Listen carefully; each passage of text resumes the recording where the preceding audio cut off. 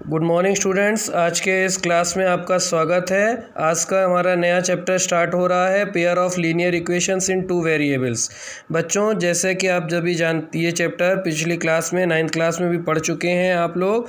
यहाँ पर एक क्वेश्चन है जो कि जिसमें कि आपको पहले तो क्वेश्चन को रीड करना है और रीड करने के बाद उसको एल्जेब्रिक फॉर्म में कन्वर्ट करना, मतलब इक्वेशन बनानी है आपको।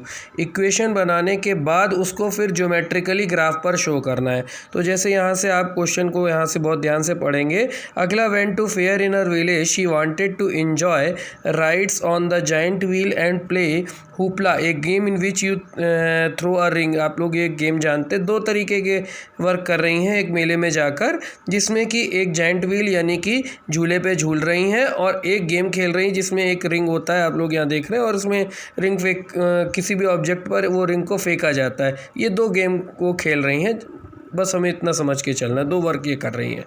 The number of times she played hoopla is half the number of rides she had on the giant wheel. Number of times she played hoopla, जितनी बार ये हुपला फेंक रही हैं वो हाफ है number of times she ride on the giant.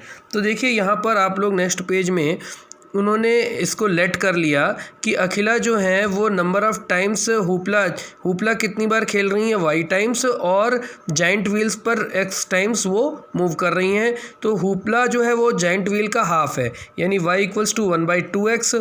यहाँ तक कोई दिक्कत है आपको? क्लियर हो गया। इसी तरीके से सेकंड है, यहाँ पर आपको देखेंगे, यहाँ से है start. If each ride cost ₹3, ride की कॉस्ट जो जाइंट व्हील में राइड की कॉस्ट है ₹3, तो आपने उसको एक्स लेट किया था एक राइड को, तो 3 × x हो गया।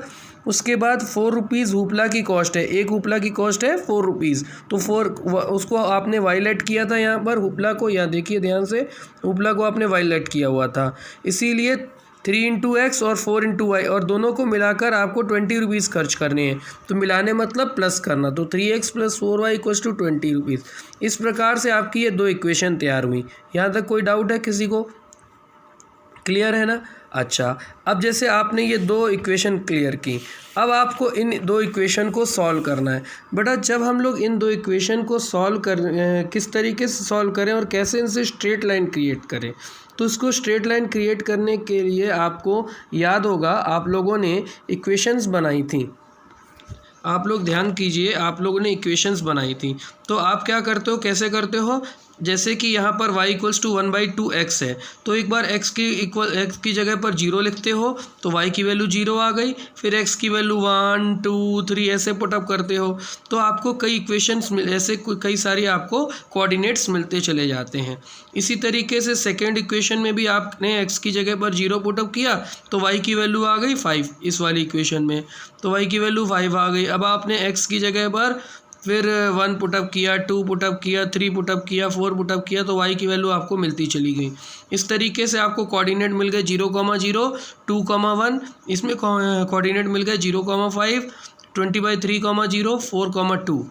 ठीक है, अब आप इनको ग्राफिकली शो कर रहे हैं। तो ग्राफिकली कैसे शो करते हैं, जैसे आपने यहाँ पर ग्राफ बनाया तो 0,0 यहाँ पर होगा, इसके बाद इनका जो है नेक्स्ट है 2,1, तो यहाँ पर 2,1 आपको कहीं, ये रहा आपका 2,1 यहाँ पर मिल गया। ठीक है, आपने एक स्ट्रेट लाइन ड्रॉ कर दी, इन दोनों पॉइंट को मिलाया और एक लाइन ड्रॉ कर दी स्ट्रेट।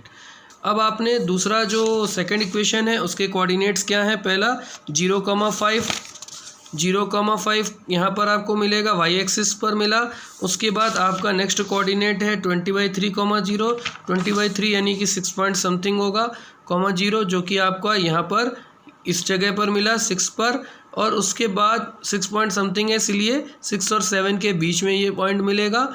इसके बाद नेक्स्ट पॉइंट आपका आया है 4,2, तो 4,2 आपको यहाँ मिला। अब आपने इन तीनों पॉइंट को मिलाकर एक स्ट्रेट लाइन ड्रॉ कर दी। दोनों स्ट्रेट लाइन आपको यहाँ पर मिल रही हैं जिसके कोऑर्डिनेट्स मिल रहे हैं आपको 4,2, यानी 4,2 इन दोनों को सॉल्व करने पर आंसर आएगा।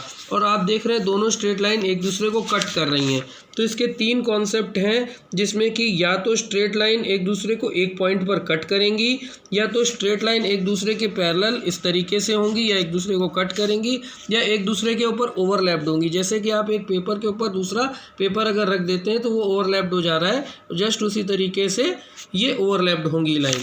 क्लियर हो गया? यहाँ पर कोई डाउट है किसी को? चलिए, तो इस प्रकार से आपने इनको पहले तो ग्राफिकली शो किया और उसके बाद इस तरीके से आपने इनको ज्योमेट्रिकल, मतलब पहले आपने इनको अलजेब्रिकली शो किया, उसके बाद ग्राफिकली या ज्योमेट्रिकली भी इसको आपने शो कर दिया। चलिए आगे बढ़ते हैं, हम इसके बाद एक्सरसाइज को हल करेंगे।